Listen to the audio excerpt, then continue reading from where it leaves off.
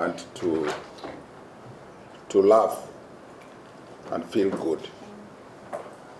But the coincidence is that we are here when we have lost two of our distinguished personalities. One of them who has impacted, the other hand, who has impacted so much on the social sector, not just in Africa, but across the world, expired recently. Another one who has touched the hearts of all of us in the radio sector also expired, Leonard Mambo-Mbotela. So before I get back to talk about that,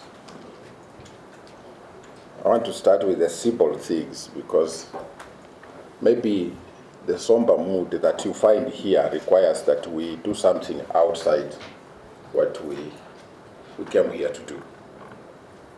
I could see people mentioning Valentine,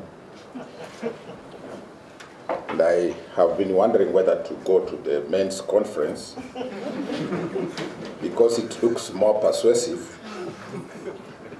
than to go red. Because those who are a bit, have seen the sun more, like myself, and my colleagues here, like Fred Obaj and company, those who are choosing to go to the men's conference have a reason, because they think there is no more love.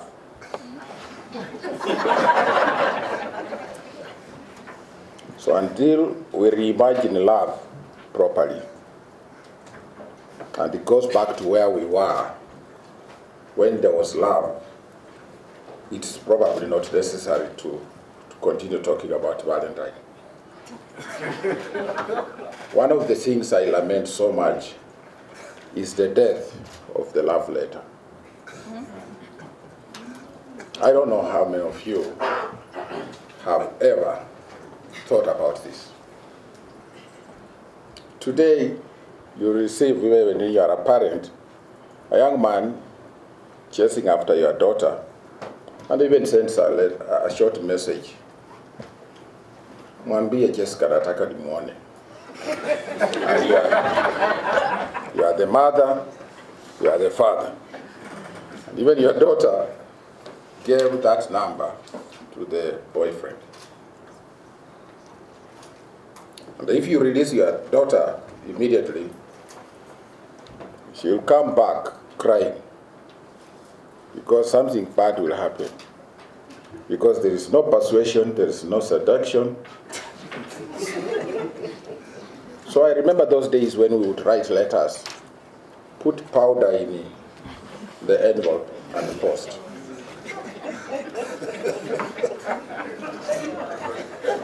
And some of the things that I used to say, I don't know their meaning, because I remember one day I wrote a letter to a girl, and I said, "Dear Beatrice, much willing before more." I don't know what it meant. But initially I didn't have a good handwriting, so there was this guy I used to buy bread for, to translate all the trash I had written into some kind of good handwriting, so that the girl can accept my moves. But that period also was accompanied by very good music, very good radio presenters. I think what is critical, and I'm pleading with my friend Majoka, maybe you dedicate this Valentine Day to the great works of Franco and T.P. Okejas, so that rumba at that time was synonymous with love. Now, everything goes. There was also the blues. If you are not doing rumba, you are either doing Diana Ross, Millie Jackson, Caught Up, or something very Ken Rogers. Don Williams. We have lost our artistic touch, and even when we think about environment also, we don't care how it looks like. Just the way we have lost the battle in the love arena, where we take shortcuts to satisfy quick desires, we also take shortcuts. When you cut trees, you don't care, because we are used to shortcuts. So this generation requires great reflection on why we take shortcuts. Things are sweeter when they take longer. Even having a good environment takes longer. So those who are thinking about Valentine, maybe let's use the radio to be a little more romantic and allow those who know how to do it on radio. Remember Mwalimu James Onyango Joel, and let people inject some value of romance that is not hypocritical but real. Then maybe that's the best way to dismantle the men's conference.